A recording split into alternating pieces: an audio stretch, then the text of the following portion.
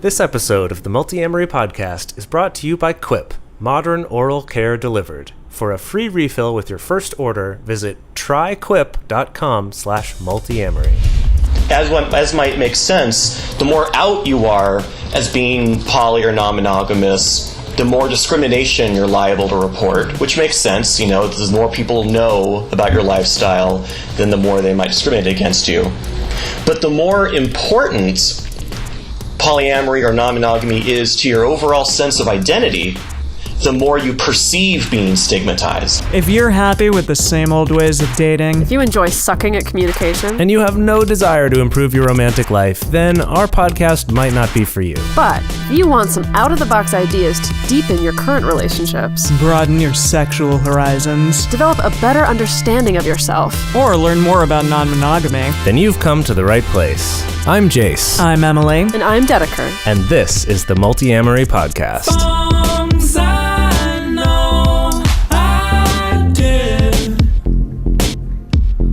Forcing me to form myself to fit. On this episode of the Multiamory podcast, we are talking with Ryan G. Witherspoon, who is a researcher, educator, and clinical psychology Ph.D. candidate at the California School of Professional Psychology. We met him recently, and we're excited to have someone on here to talk about the state of research. It's been a while since we had a researcher on our show, because it's been 2 years since we had Elizabeth Sheff on the show. Jeez. I know, right? And as you may know, we all love our stits and stats and sciencey shit, so we're really excited to have someone on the show to talk about that. Yeah, Ryan's awesome. Oh, and disclaimer, Dedeker is down for the count today because she's a little sicky poo. I think the Hong Kong air is getting to her, so she's been coughing up a lung and is therefore not on the show today. So you may hear her in the background sometimes, but just disregard that as best as you can. And speedy recovery, some coughing Dedeker. in the background. Yeah. She had me record her last will and testament earlier today. Yeah, I heard about she that. Thought she was going to die. I know, poor girl. Jeez. Yes. All right. Well, we hope she gets better soon. Totally. And with that, let's go on to you, Ryan.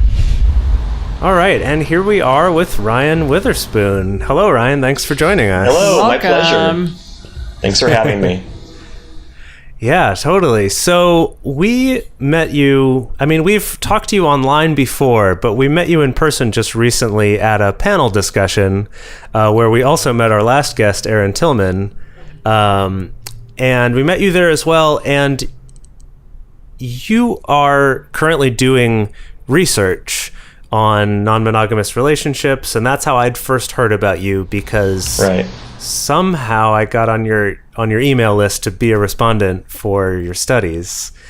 And something that we talk about a lot on this show are trying to find relevant studies about non-monogamy or about relationships that don't just adhere to this, traditional way of looking at things and kind of a narrow way of analyzing data.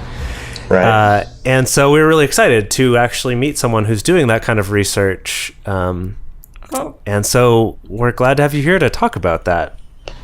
Well, thank you. It's really exciting to be on the podcast. I appreciate it.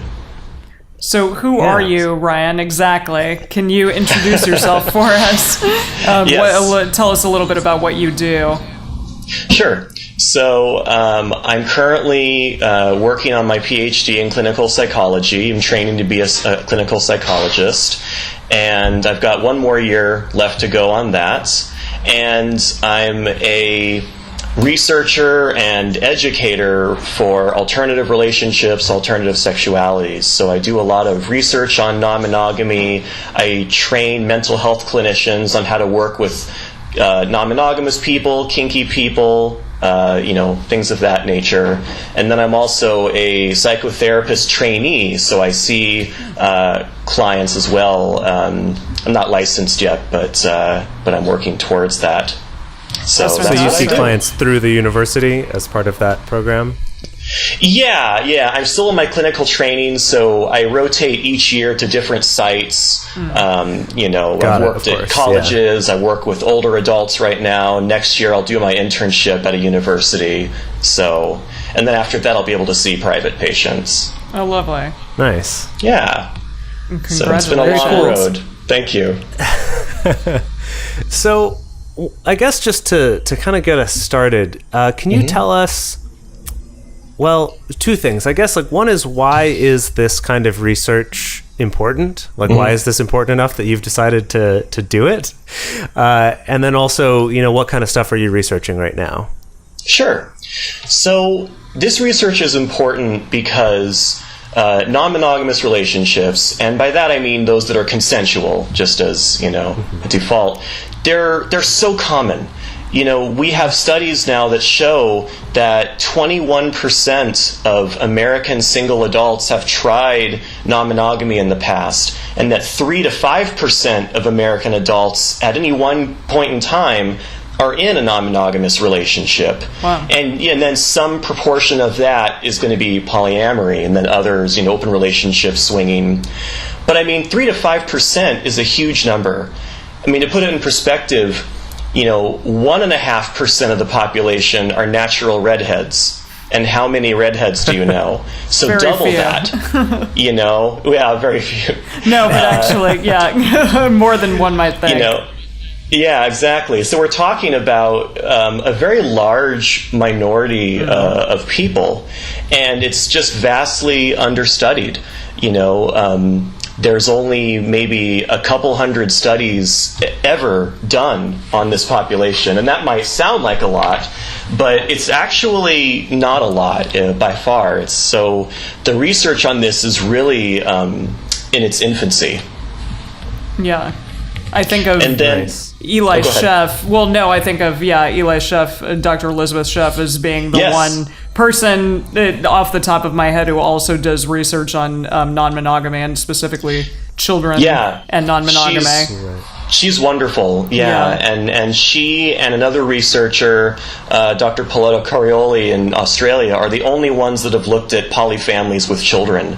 So they filled a tremendous gap in the literature. So she's wonderful. Yeah, that's fantastic. And to answer your second point about the work I'm doing now, so I just finished collecting data for my second study. It's my dissertation study, and it builds on the first study I did. So the first study looked at consensually non-monogamous people of all sorts, and it looked at how they were stigmatized by our kind of monogamous, mononormative culture, and how they experience discrimination, harassment, or even violence because of their non-monogamy. Wow. And then in my current study, I'm looking at what are some resilience or strength factors that might protect polyamorous people against the harmful effects of this stigma. What are these factors that enhance their relationship well-being, their sense of overall well-being? So that's what I'm doing now. Wow. Nice. Yeah, it's interesting because it's not. I hadn't considered that kind of angle of looking at studying non-monogamous people in terms of, because you definitely hear some statistics out there, or I've always been curious to have more statistics about things like discrimination or violence or stuff like that, because it tends to be a thing that comes up. People worry about it. They worry about it for their kids or for themselves if they were to come out. Right. But it's interesting to think about the other side of that, of kind of what are some skills that polyamorous people might develop that would actually help them in dealing with those things. Yeah, absolutely. And I think it's important to note that a lot of the stigma, the discrimination, it can be overt, certainly. Anybody whose family rejects them when they come out as poly certainly knows that. But it can also be very subtle. Most poly people, our studies show, are closeted about their poly. They pass as monogamous. And that concealment takes a psychological toll.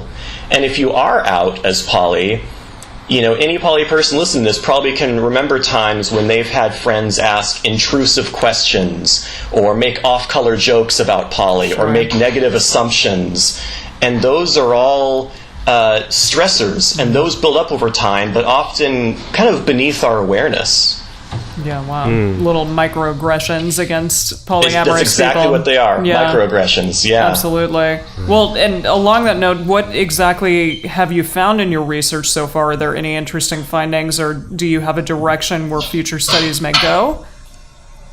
Yeah, I have found some interesting things. I'm working on getting my first study published right now, actually, and that was the one on stigma. And what I found was pretty shocking. So I looked at about a little over 1,500 non-monogamous people, and about 860 of those identified as polyamorous. And what I found, I asked people a bunch of questions about different kinds of discrimination, harassment, or violence, and if they've experienced any of these things because of their non-monogamy. And about 60% had experienced at least one kind of discrimination, harassment, or violence, and between a quarter and a third had experienced 3 or more kinds. Wow. So that could be, verbal harassment, stalking, sexual assault, losing custody of a child, being, feeling like a doctor or therapist was being discriminatory.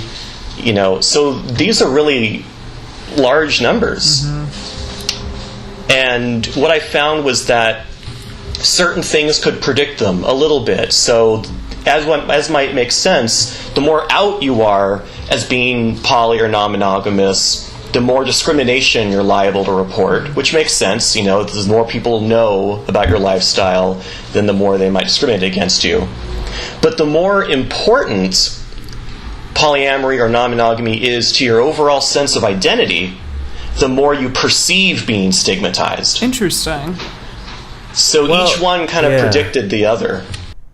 Yeah, that's interesting. And it's something that I feel like I've seen the poly community wrestle with a lot in terms of, is polyamory a relationship choice or is it an identity? Kind of, the way that debate was so hot 20 years ago about same-sex relationships. It's like, is this a choice you're making, or is this like an inherent part of your identity? And I do think it's interesting in polyamory that there are people who have that debate, and it does make sense that if you feel like it's your identity, then any of those jabs or jokes about polyamory are going to hurt a lot more. Absolutely. Is about kind of the state of other research out there about non-monogamy in general. Like you mentioned, right? That Dr. Elizabeth Sheff, and what was the other name you said? Dr. Maria, and I'm not sure if I'm pronouncing her name right, Palota Carioli, I believe is how you pronounce it. Okay. She's in Australia. Okay, awesome. That they're both doing stuff on polyfamilies.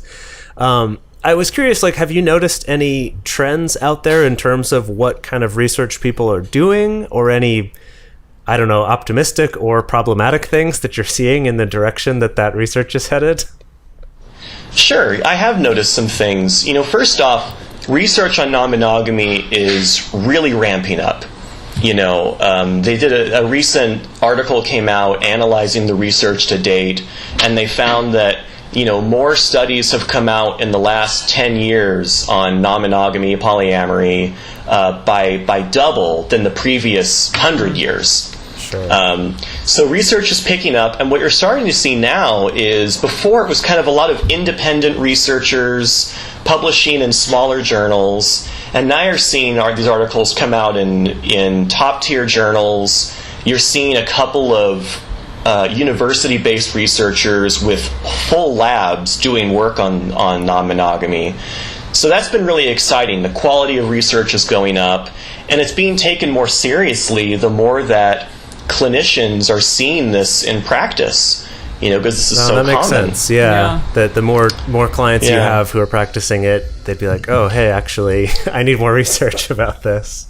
Yeah, exactly. Yeah. And what you're also seeing in the research is there's starting to be a shift from comparing monogamy or monogamous relationships and non-monogamous relationships, because what you found is that they're pretty similar on like relationship quality, happiness, well-being.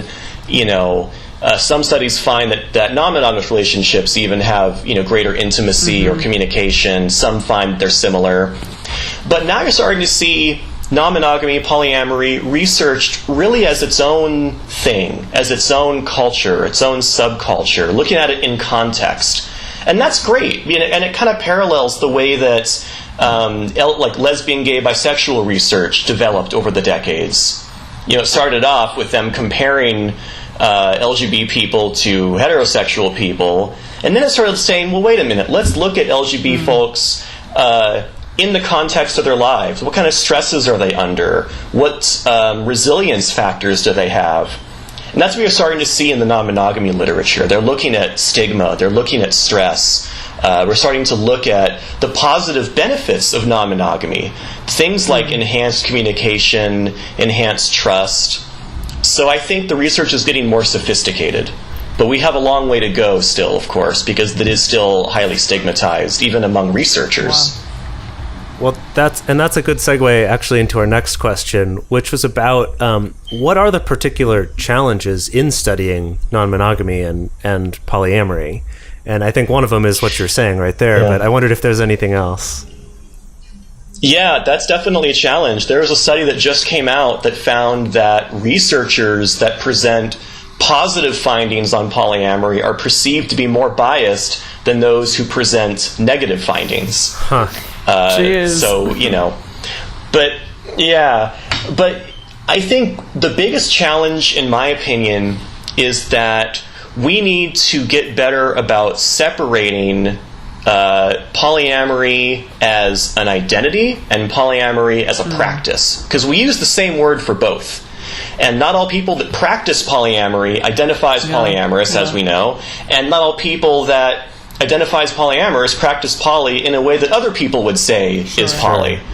And then you add in people that are swingers or people that are poly and swingers, and it gets trying to segment a population into meaningful groups, which as a researcher is what I have to do to, analyze them, is very difficult. So, I think the biggest challenge is getting specific about who it is these studies are about and who it's not about, and trying to separate out things like, consensual emotional non-monogamy from consensual non-monogamy, from polyamory, from open relationships. We have to get our terminology a lot clearer. Wow. Yeah, that's incredibly difficult, even for us, because there's so many different brands, I guess, of what polyamory can look like in general. And, polyamory can be like a mono-poly relationship, or people like adding a third to a relationship, or like multiple, actual really intense relationships between multiple people at once, or solo poly, or relationship anarchy, or anything. So that's impressive that you're trying to find those different kind of sects and groups and put them into your research. But I guess that's what you have to do. It's difficult. What I found is that most, like what I did in my first study was I had people choose how they self-identify, poly, relationship anarchy, swinger. I had a bunch of options. And then I had them choose between 3 different definitions of polyamory, swinging, open relationships that didn't actually use those words, but just defined the practice of them. Mm-hmm. And those are the definitions that researchers have been using to describe them. And I saw how they compared, like how they matched up. And I found that poly people, like the vast majority, chose the polyamory definition as what they practice. Swingers, by and large, chose the swinging definition as what they practice. But people who identified as being in an open relationship, they chose all 3 options. Huh. Like, the term open relationship doesn't seem to denote a specific set of practices the way that polyamory or swinging more so does, which is interesting, but frustrating for a researcher that wants everything in nice little groups. Not really going to get a nice bow on that one as much. All right, we're going to take a quick break from talking with Ryan to ask for your support for this show. This show, honestly, is made possible entirely by our listeners who've decided that they get something out of this show and want to give something back to us. The best way to do that is to go to patreon.com/multiamory. That's Patreon, patreon.com/multiamory, where you can choose an amount of money that you want to contribute every month to help us keep doing this show, to keep growing it. Our next goal that we have on there is to be able to offer transcriptions of all of our episodes, which has been something that's been requested for years, but has been logistically preventative for a long time. Yeah. So we're excited to grow our Patreon to the point where we can start offering that, because I think that would be a really valuable resource for people and will help you to search specifically for different topics within the episodes if we have transcripts of all of them. So I'm really excited about that. And then also more live shows and stuff like that. Definitely things that are made possible by this group. So thank you all so much for your support who already do it. If you don't already, go check it out at patreon.com/multiamory. And at certain reward tiers, you can get into our private invite-only Facebook group or join our monthly video discussions. We would love to have you as part of that community.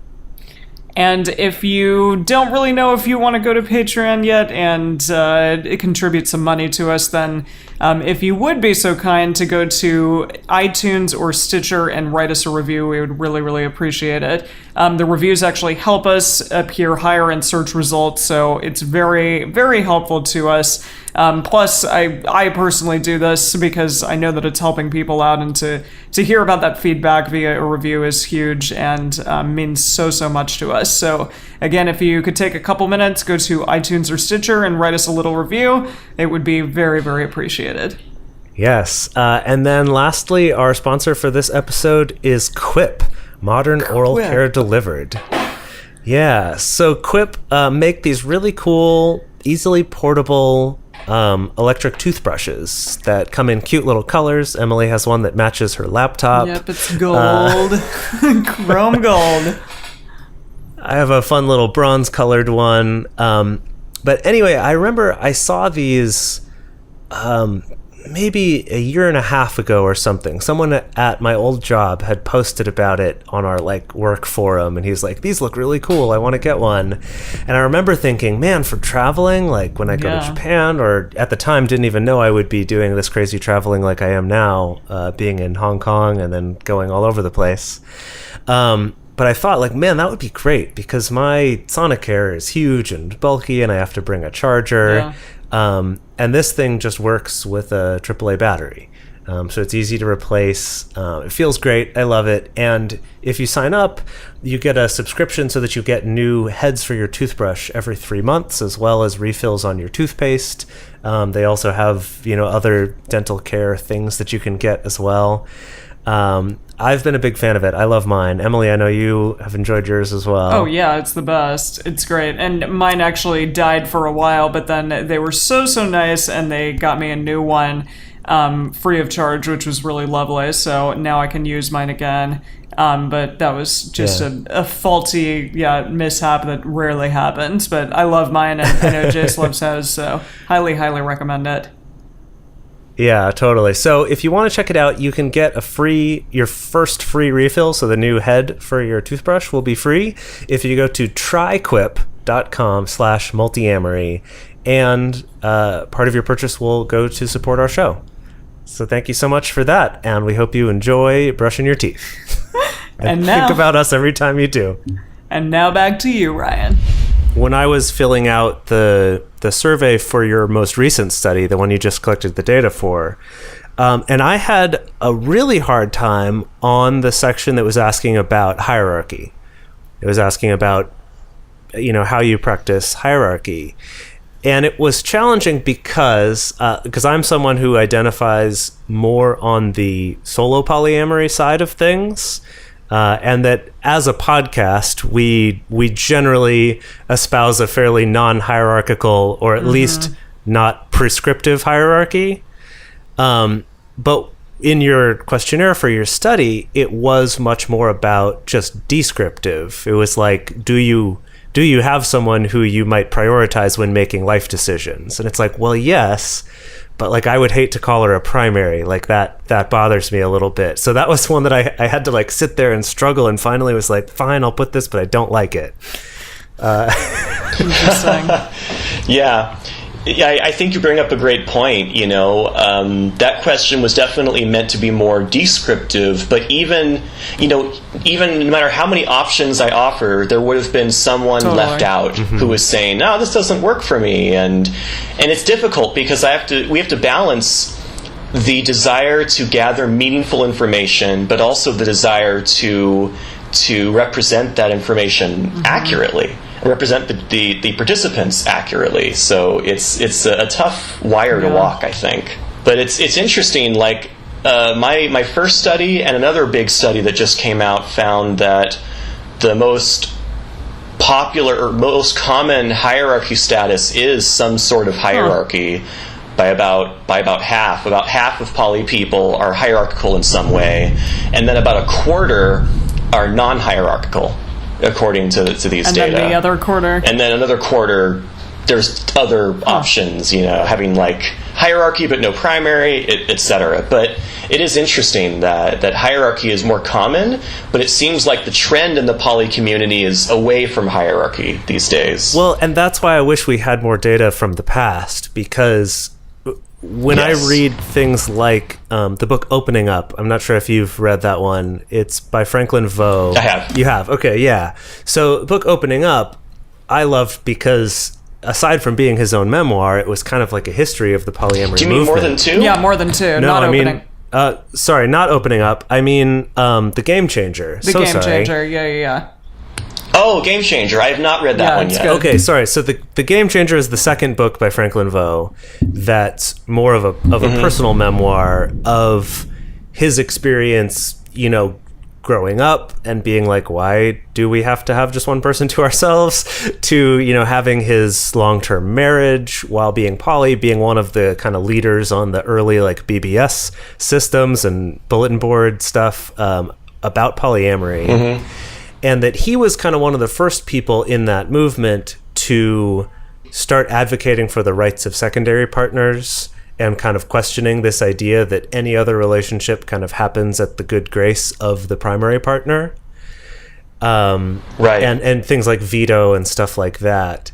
And that in the book he describes, when he first put out the Secondary Bill of Rights, is what he called it, that he got hate mail from poly people, just tons and tons of hate mail about it. Yeah. And it's interesting now because I do feel like you were saying that it does seem like the community as a whole is kind of moving a little bit away from hierarchy. So I am curious if like the fact that half identify with some kind of hierarchy doesn't surprise me at all, but I would be curious to see what that trend would be like. Yeah. But it seems like we don't really have that data. I think there's also a location effect, because I think, at least here where I am on the West Coast, that's my impression, is that it's moving away from hierarchy towards more solo poly relationship anarchy. And I mean like broad generalization. Right. But then I talk to people in the Midwest, and it's still very primary, secondary, and much more closeted, not nearly as out. And again, broad generalizations, but I think it does depend a lot on where you live and what kind of communities are around you. Yeah. It's going to be probably more difficult for someone in a small town to feel like they can come out and not be at least seeming to be monogamous in some way, shape, or form, and rather than out here on the coast. Absolutely. Yeah. I would also be curious if there's a correlation between being out and being less hierarchical. Because if you are passing as monogamous, you kind of by default are having to prioritize this person potentially prescriptively, Yeah, that's funny. I could go back in my data and look for that. Sweet. Because I have data on that. I'll look that up and get back to you. That would be awesome. That I'd love to know. Being out was correlated with being happier with non-monogamy. That makes sense. So, I did find that out. And, but it's also correlated with being more discriminated against. Yeah. Right. But But so you sort of gain some stressors, but then you don't have the stress of concealment as much. So, you know. We tend to like to have actionable takeaways for our listeners. So is there anything kind of concrete based on your research or other research or personal experience or anything that you could say that you've gotten that would be like a concrete thing that you could give our listeners regarding non-monogamy and polyamory? Sure. Yeah, I've got a couple things I could share. You know, one thing I think that poly people or non-monogamous people need to keep in mind is that we live in a society, a monogamist, mononormative, however you want to say it, society that is actively trying to pull poly people into pairs. That is like the social pressure is to pair off. And that to be poly in America is to live in a environment that is constantly, in subtle or overt ways, invalidating. And so you need to have coping mechanisms to protect against this sort of invisible source of stress. So, it might be helpful to pay attention to all these little microaggressions, if you're out, that you might experience, and be able to call them what they are and activate your coping resources. It's one thing for someone to, invalidate you in some way, ask an intrusive question, make a passive-aggressive comment, and if you don't kind of realize, okay, that was a microaggression, that wasn't okay, I need to do something to make myself feel better, then you're going to kind of carry that stress with you. So some things that can help, I think, and one of the things I hypothesize in my new study is that a supportive poly community is really important. Whether it's online or in person. I think in person would be better if you can, but if you're in the middle of nowhere or there's no poly community around, there's a lot of community online. And you want to find a supportive community that can give you that in-group validation. People that can help support you, validate your feelings, listen to you. Someplace where you can vent the frustrations of living in a monogamous world. And I think taking a more, conscious approach to these sort of life stressors, the stress of living as poly, whether it's through exercise or mindfulness or journaling, it's important to really not sweep these things under the rug. And if you're not out, keep in mind that concealing a part of your identity is in itself a source of stress that's been linked to, mental health outcomes. So do something consistently that really helps you feel supported with other poly or non-monogamous folk. I think that's the biggest takeaway I could offer. Fantastic. Yeah, that's great. That's awesome. Well, and that kind of covers our normal one question that we ask all our guests, which is, if you had one piece of advice for people just starting out in polyamory, what would it be? And it sounds like it might be that, to find a community. Yeah. I think it's definitely find the community. And the other piece of advice I would offer as a clinician is, it's great to read lots of books on polyamory, non-monogamy, get acquainted with how it works and with the possibilities out there. But at the end of the day, they're just relationships. And that means you need to build your relationship skills. You need to build your communication skills, your listening skills, your emotional self-regulation skills, your coping skills. These are the things, whether you're monogamous or poly, that make relationships successful and sustainable. So, don't feel like you get an automatic pass at being a relationship master just because you're poly. You have to really put the work in. I wish it works that way. That'd be great. Nice. But you have to really put the work in. That's awesome. That's great. Thank you. Well, thank you. Yeah, where can people find out more about the research you're doing? How can they stay updated on this new research as it comes out? Stuff like that. The best thing would be to go to my website. It's ryanwitherspoon.com. Very, very simple. And you can download slides of presentations I've done, papers I've written, and you can also contact me through the website. And we'll have a link to that in our notes for this episode as well. So, yes. should be easy for people to find you. Okay, great. That's great. Well, please get back to me about that correlation between being out and being less hierarchical. I'm super curious about that one. Okay, I'm gonna find that out. Because like you were saying, I bet there's also a correlation between living in a city like Los Angeles or New York or Seattle with being out, and then you said there's also a correlation there between being less hierarchical than in the middle of the country, where you're more likely to be closeted and have a strict primary secondary thing. So I wonder kind of what might be affecting what. It's hard to know. I'll find out, but I think you're probably right. That's my prediction. Awesome. Well, thank you so much. We're really excited to hear about this, and please keep us updated on new stuff you're finding out or cool research that you hear about. All right, will do. Thank you so much for having me. Thanks, Ryan.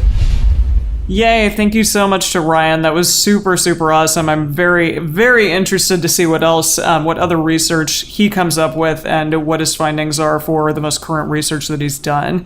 So I'm excited to, potentially have more researchers on the show at a later date as well. That would be awesome. Yeah, that'd be awesome. Yeah, so, okay, if you have a question or comment that you'd like to be played on the show, you can definitely call us at 678-MULTI-05. You can also email us. I'm sorry? Do you want to sing the song? Oh, I can sing it. Okay. Ready? Or should I just sing it this time? You sing it. It'll be too much lag. Okay, fine. 678-MULTI-05. Yeah, and now I'm a freaking jingle artist. Okay. Yes. You can also email us at info@multiamory.com or send us a message on Twitter, Facebook, or Instagram. And then also to support our show and join our private Facebook community, go to patreon.com/multiamory. Multiamory is created and produced by Dedeker, Winston, Emily Matlack, and me, Jase Lindgren. Our episodes are edited by Mauricio. Our social media wizard is Will McMillan, and our theme song is Forms I Know I Did by Josh and Anand from the Fractal Cave EP.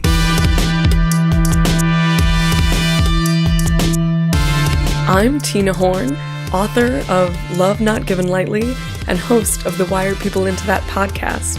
And you're listening to a Swing Set podcast at swingset.fm.